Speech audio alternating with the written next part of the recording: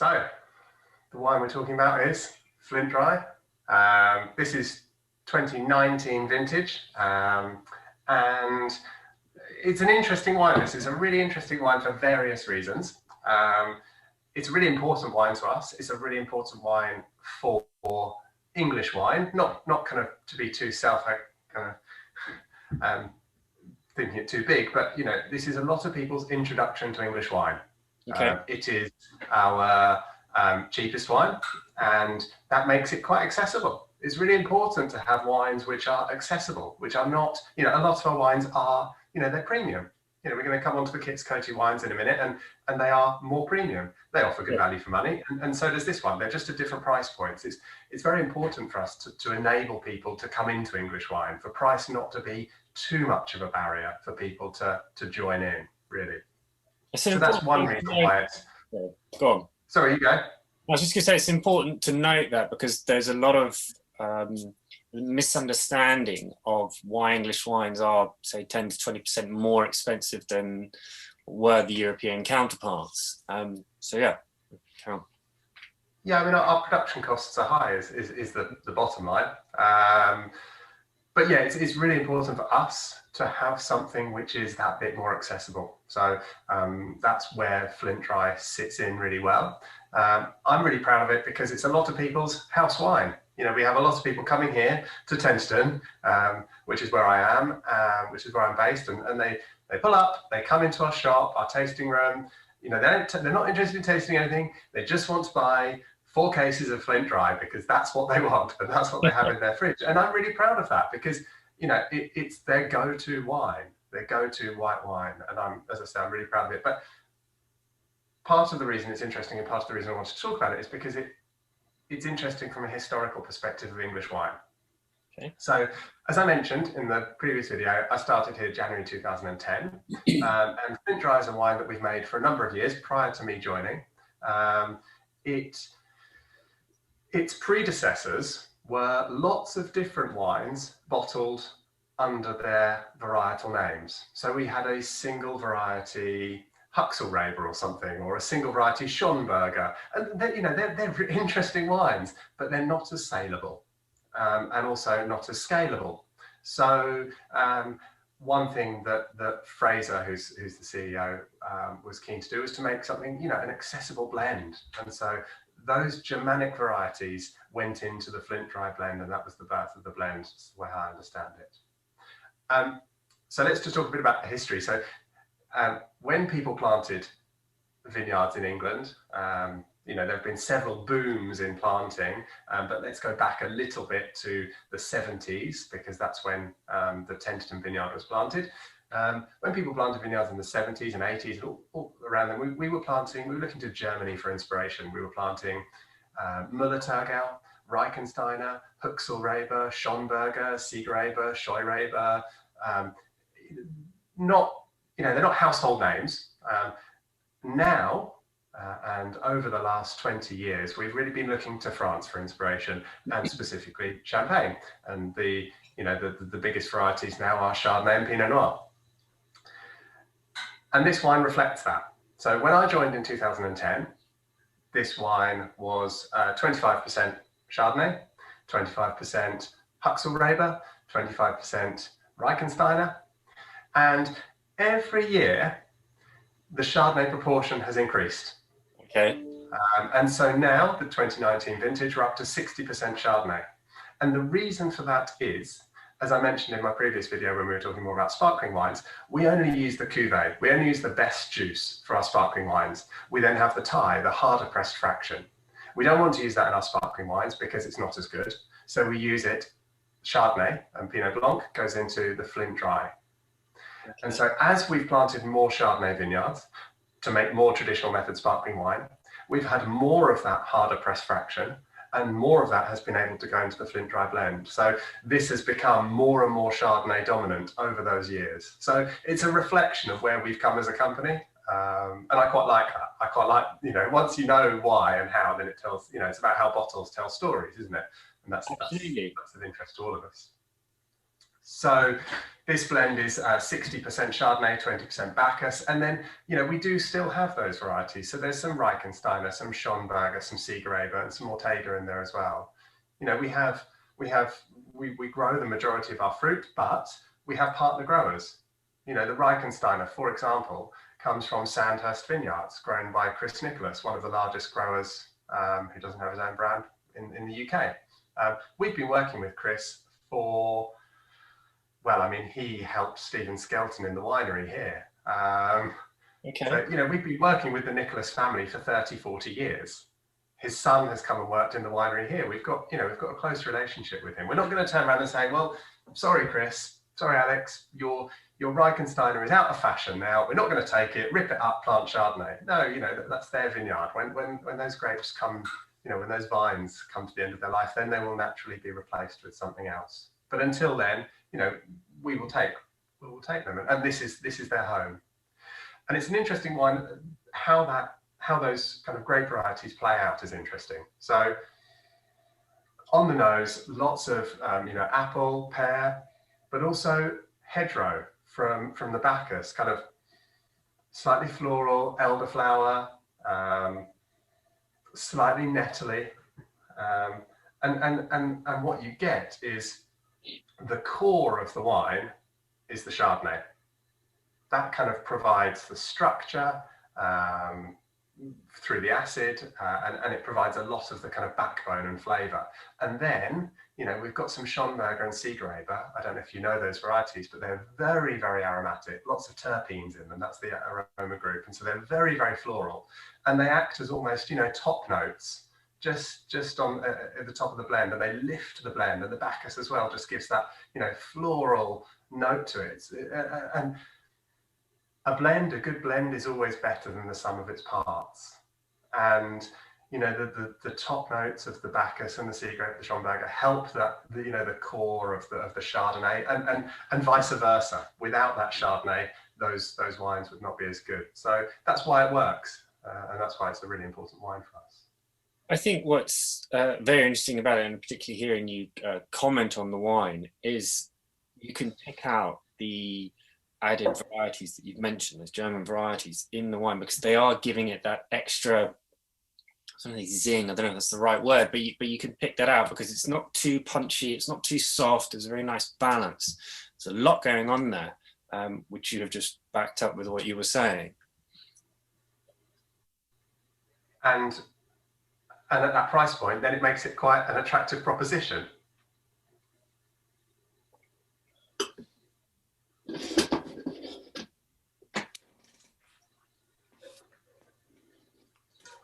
Lovely zing on it, on the tongue. Really, really nice. Again, another good food wine. Nice balance, very interesting mouthfeel, coated the tongue well. But yeah, it's interesting because with some of the English still whites, you do get a lot of very firm citrus. It's almost like things are underripe. This wine isn't like that, and I imagine it's because of the blend that you've spoken about, all the different varieties that are going in there. But I think it's, as I've already said, really good food wine. That's the main thing I'm getting, particularly how the zing on the tongue. For some reason, I want to use that word. I don't know why, but it's yeah, it's great to have wines that like I'm going to have this with some food. It's important. I think it's really important to have the distinction between the two because you get a better experience. It's not straightforward. Of course. And as you said, it's got that zing, it's got that freshness, and that is key. That thread of freshness goes through all of our wines. And yeah, what it has here is it just allows those top notes to sing, doesn't it? Really? Yeah. But equally, it's not all citrus and hard, as you said, and that. As I said in my video about the sparkling wines, acid management is really important for us. You certainly don't want to lose freshness, but equally you don't want something that's too crisp. And the way that we manage that, yes, it's by the blending. So Bacchus ripens with lower natural acidity than the Chardonnay, and so that will bring down the natural level of acidity. But also the Chardonnay pressings that we use, the harder press fraction, does have a naturally lower acidity than the base wine, which is one of the reasons why it's not quite as suitable for sparkling wines. And then we also put a proportion of that Chardonnay, those Chardonnay pressings, through malolactic fermentation. So it converts the malic acid, that kind of green apple acid that you'd find, into the softer lactic acid. We don't do that on all of the Chardonnay pressings, we do it on a proportion. So in that way, we come to a point where the acid is where we want it, and which will allow the fruit flavors to show through. Okay, great. I mean, it's as you were saying, it's one of the lower priced wines, but you say it's very popular and there's a lot going on there, and it's great that people will be able to pick up on that rather than it just being a single varietal. Yeah, excellent. Yeah, I'm pleased with it. And also, it's nice that, I'm proud of the fact that even though it is our, lowest price wine, it's still all produced from hand-picked, whole bunch pressed fruit. Those are key quality decisions that we've made to handpick the fruit and then to whole bunch press it. Whole bunch pressing is something we do for traditional method sparkling wine in order for us to be able to fraction the juice properly and extract the highest quality juice for the sparkling wines. But it's not a practice which you find often on still white wines, because it's much more inefficient. If you have what we would call for a sparkling, you have an 8-ton press. One of our 8-ton presses, you can put 8 tons of whole bunches in there. Great. Well, if you destem it, or if you machine pick it, suddenly that 8-ton press is a 25-ton press. And suddenly all of your equipment becomes way more efficient. But we've chosen to do things in a slower way, in a less efficient way, really, because it gives you the better quality, and that's what we're after. Yeah, no, picking up on that with everything you're saying, it is about the quality. It's the focus, the precision that you're putting into the winemaking, which, as you said, starts in the vineyard with the very first choice that you make, all the way through to bringing the grapes in at harvest, hence hand harvesting and so forth. Yeah. So that one's sealed with screw cap as well. So again, no chance of any TCA taint, which is something that's important for me, and gives a homogeneous finish, no risk of bottle variation. Of course. Should we move on? Yes. Yeah. Let's get next. The next wine I'd like to taste with you is Kit's Coty Chardonnay 2017. This is a wine very close to my heart. I love Chardonnay. I love white Burgundy, and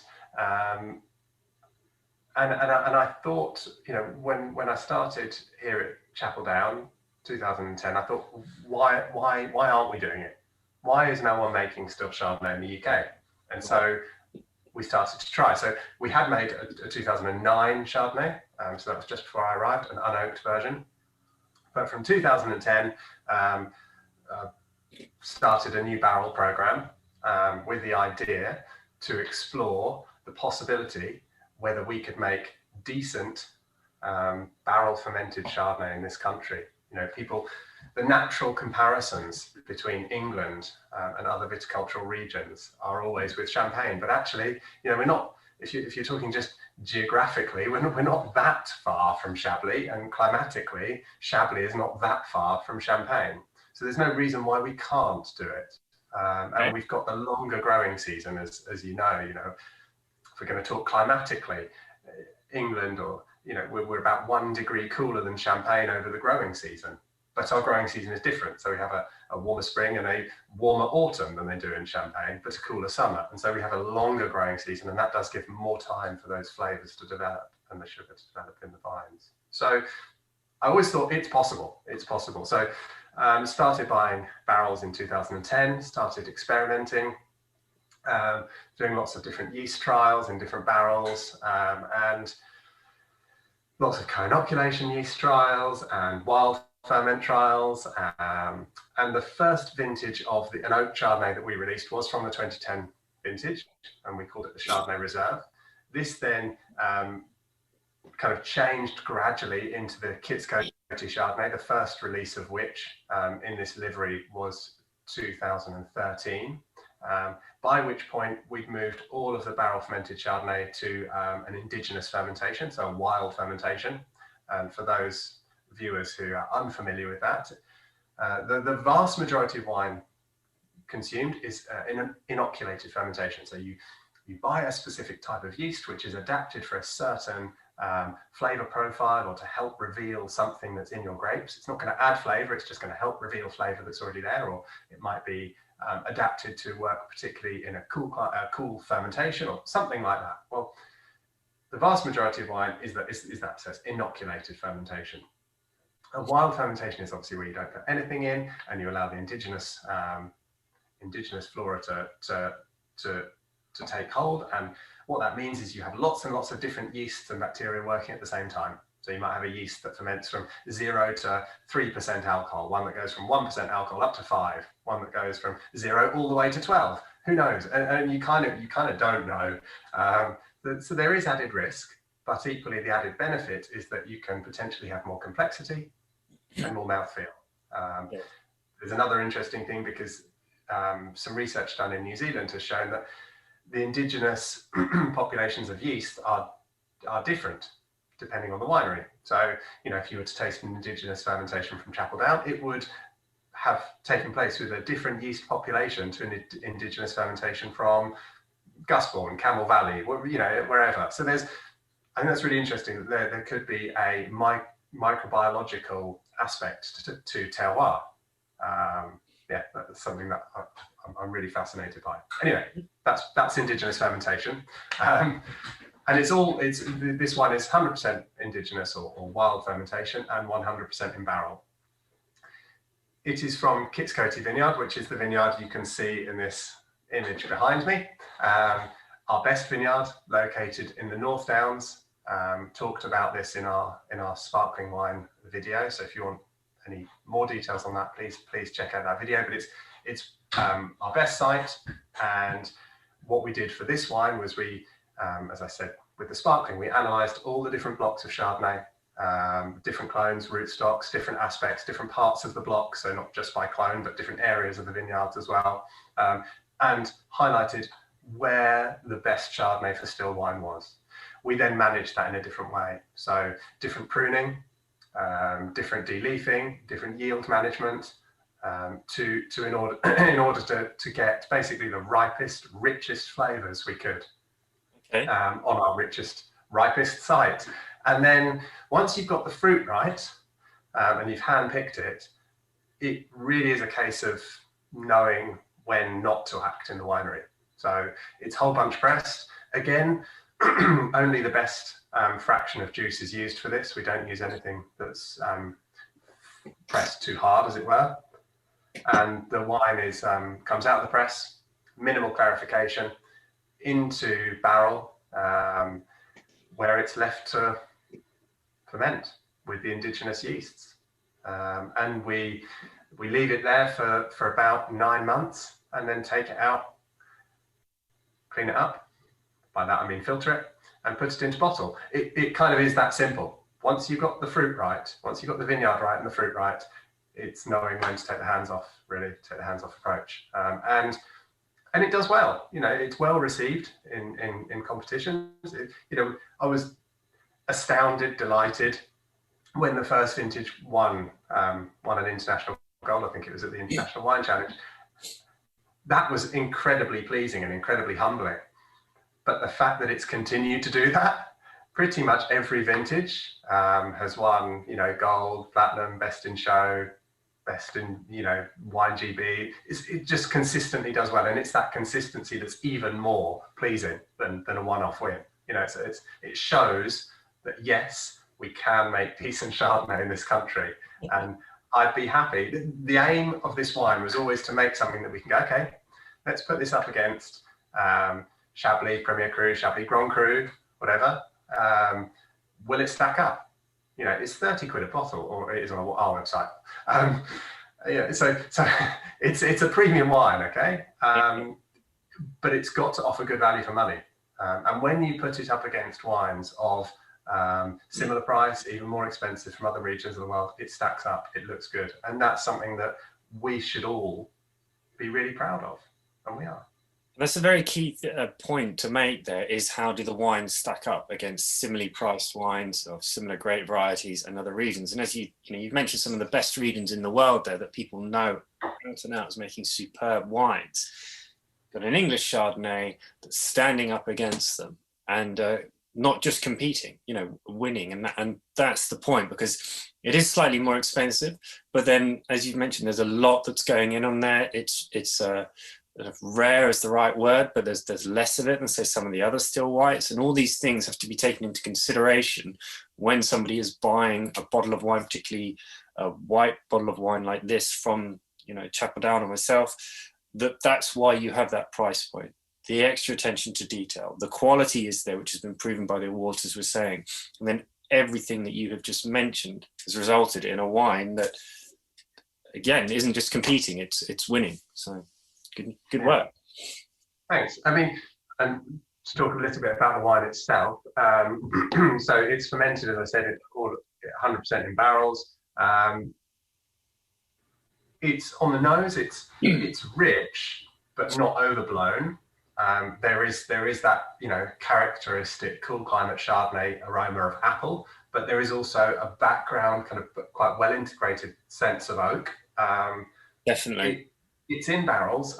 We used to buy all of our barrels as used, but we've moved away from that because I was unable to get consistently the quality of barrels at the right age that I needed to achieve the consistency in this wine.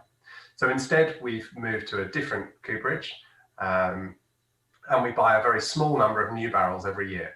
So this will have a tiny amount of new oak in it, but we also, instead of buying secondhand barrels and only keeping them for a couple of years, we buy a small number of new barrels, but keep them for much longer. So yes, this will have a tiny amount of new oak in, but it will also have quite a lot of much older oak in there. And that the idea behind that is to maintain the balance of the oak and maintain that consistency of oak profile over different vintages. I was just about to say that, yeah. Oak is really, for me, oak is something you've got to be really, really careful with. You've got to be quite judicious in your use of oak in English wine, because particularly English Chardonnay, I find, has an aromatic kind of delicacy, which can easily be easily just kind of be lost if the use of oak is too generous. And then what's the point? Our climate is giving us this aromatic delicacy, which I'm not sure if it's found anywhere else. What we don't want to do is lose that. But what we do want is to allow that oak and to allow the interaction between the lees and the oxygen, all to bring the wine together and to showcase that aromatic delicacy as well. And it's about trying to achieve that balance between the fruit and the oak. And on the palate, it's got plenty of weight. It's got that power, that intensity, but it's also got that poise. It's about that balance again. The pH is down at 3.06, but so it's quite pure and focused on the palate, and the length just goes on and on. And yeah, I'm pleased with it. Good. No, it's a very good wine, and as you say, it's interesting that you've done single varietal with Chardonnay, because it's not what's normally done here, and the comparisons, as you're saying, with the other wine regions are very important to take into consideration when trying still whites like this. So yeah, it's great. I'm not surprised you're so happy. Yeah, it's kind of a pet project. You have to have these.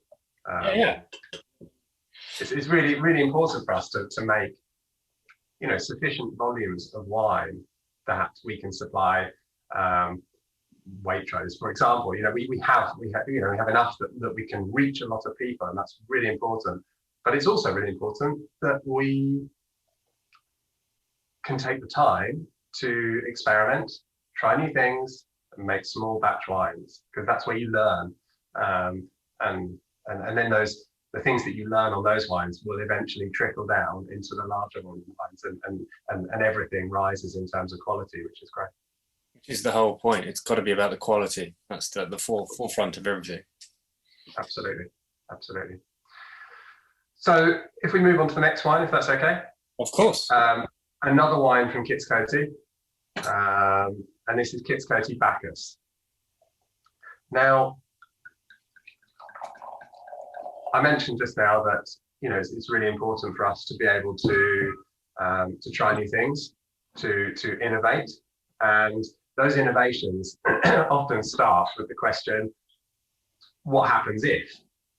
So, and that's where this wine came from. We've been growing on this site for a good few years. We were aware that it was our best site at the time, and we hadn't planted it all. We still had 20 odd acres, 25 acres that were unplanted. And we thought, well, should we plant more Chardonnay and Pinot? That would have been interesting. But equally, we were expanding our plantings on the North Downs into Court Lodge Farm, Street Farm, which are just you can always see them from Kitts Coty, they're so close. So we thought, well, no, let's not do that. We've already got that. So what happens if, we make a lot of Bacchus. We make a lot of the unoaked Bacchus. What happens if we plant Bacchus on our best site, on chalk? Because previously you'd assess a vineyard and you go, this is really, really warm site. It's going to ripen Chardonnay. Great, let's ripen Chardonnay. Or you'd look at it and go, it's a great site.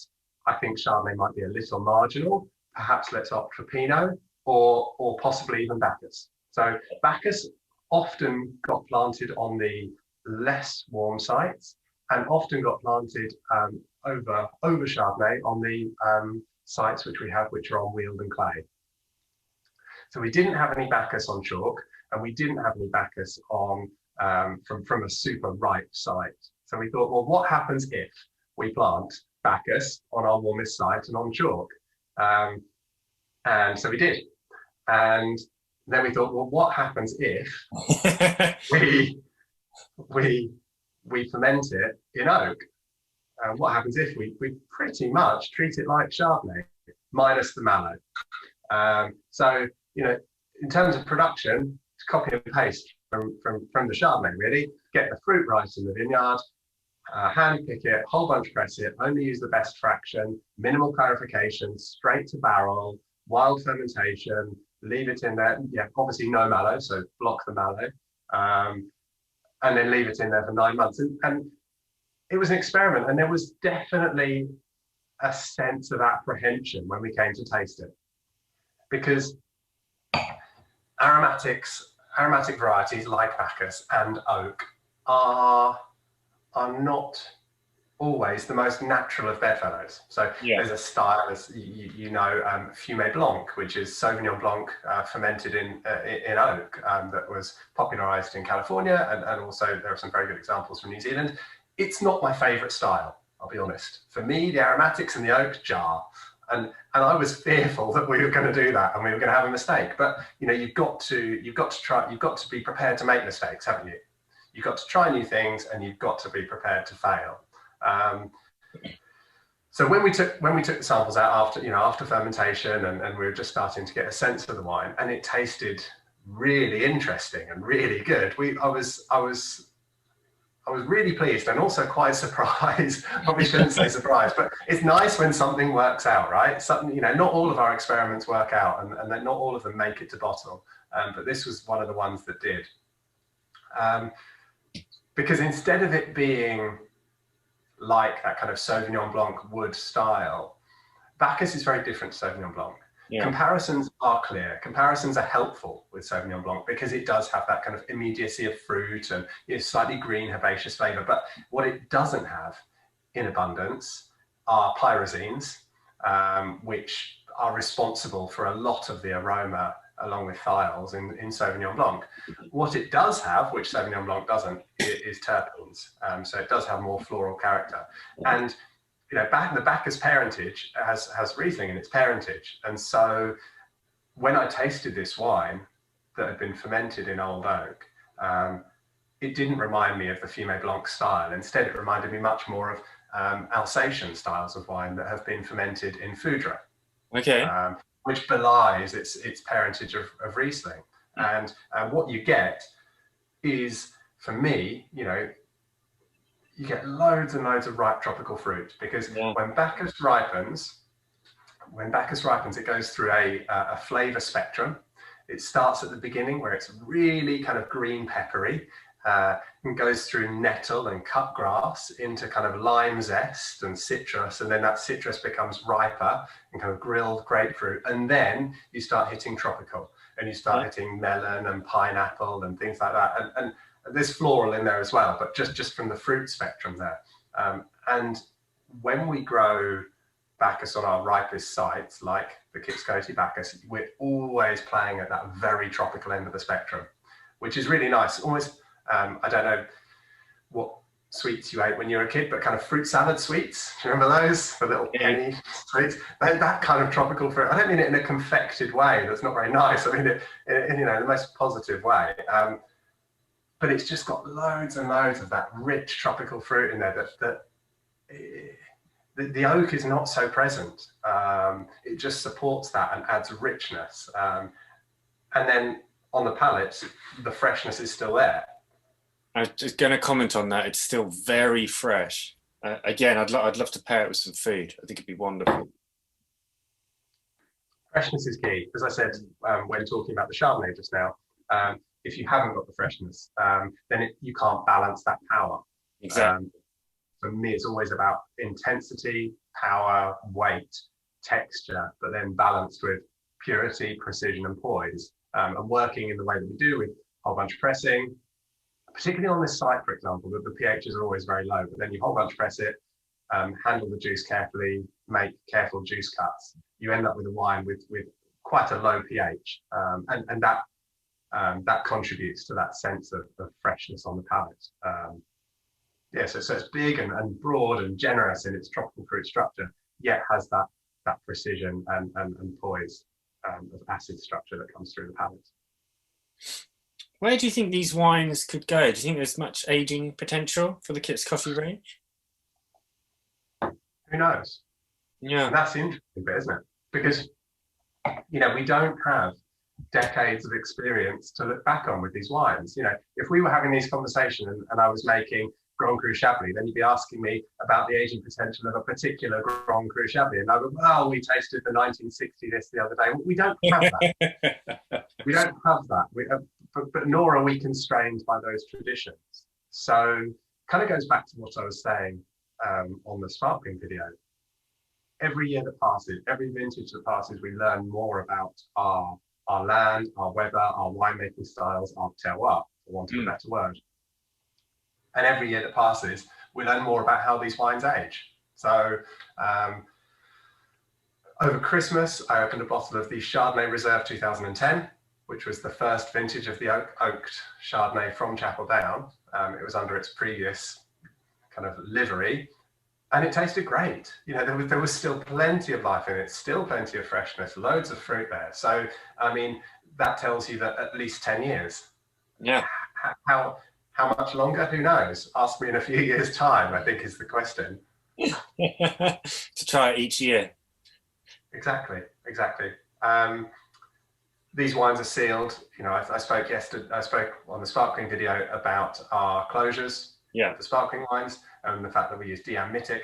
On the still wines that are finished with a cork, we use Diams as well. So 0 chance of cork taint, relatively low oxygen transfer rate. So you shouldn't have any problems with the corks failing over time.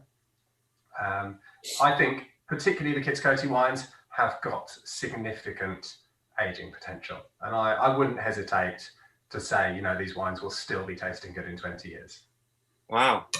That'd be really interesting to find out. Yeah, that's partly because of the pH. As I mentioned pH quite a lot. It's a really important measure when making wine and thinking about wine. And it dictates the speed of a lot of reactions that will happen in the wine as it ages. And so these wines are, even the Bacchus, which normally ripens with a relatively low natural acidity, and the pH should then be slightly higher. Finished wine pH on this one is 3.13, which is low for a still white wine, and will allow it to age. A red wine, the aging potential is dictated largely by tannin. Whereas in a white wine, it's largely the dry white wine. It's largely dictated by the acid structure and the pH. also, you need the fruit to be able to age. There's no point just aging something and it's high acid and still tastes rubbish in 20 years, just old and rubbish. No, it's got to be good to start with, and yes, so I back these wines for a good few years. Brilliant. It's going to be great to see how all English wine develops over a long period of time, because we're getting there, but not quite. Josh, thank you so much for hosting this tasting on Chapel Down, which is our second video. As mentioned, we'll make sure everything's connected. But is there any last words? Well, I don't want to kind of date this video too much, but as I said in the sparkling video, we are locked down at the moment. I'm in Tenterden, and we normally like to welcome people to our site. Right now, it's empty. The shop is closed, and that's to keep everyone safe and healthy.